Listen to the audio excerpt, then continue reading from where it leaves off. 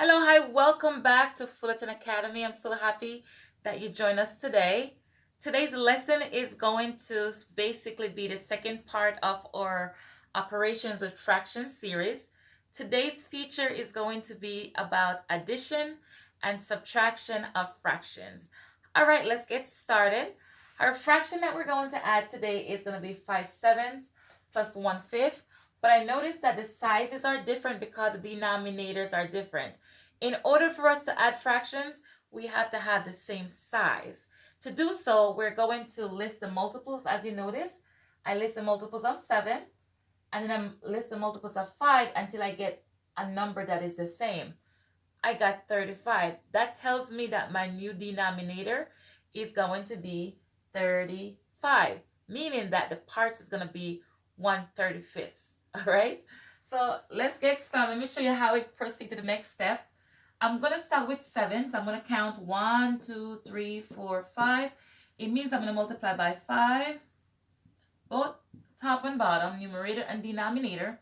I'm going to count the fifths. 1, 2, 3, 4, 5, 6, 7. I'm going to multiply by 7. Now, I'm going to rewrite my new fraction. So 5 times 5 is 25. 7 times 5 is 35. And 1 times 7 is 7. 5 times 7 is 35. Now, easy peasy. All I got to do now is keep my denominator the same.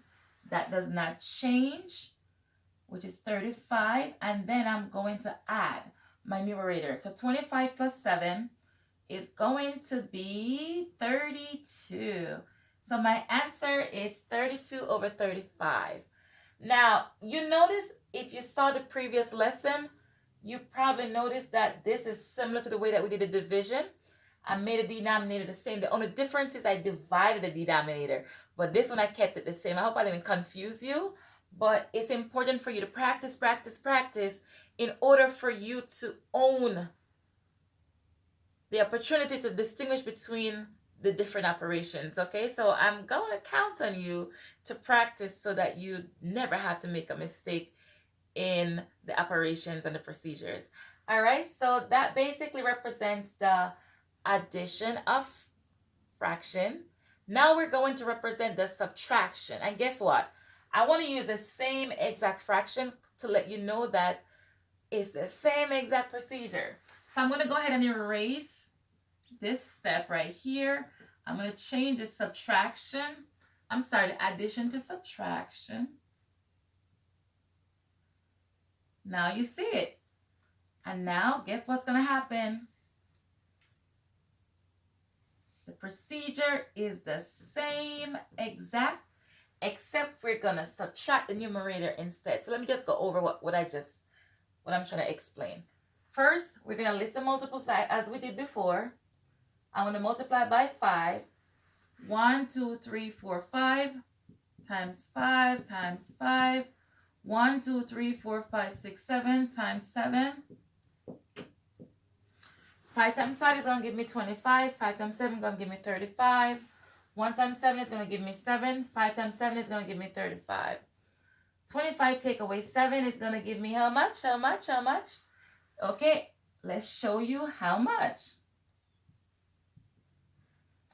We're going to become a 1. This is going to become an 8. So guess what? My answer is 18 over 35. So basically, if you notice, the operations for adding and subtracting fractions are very similar.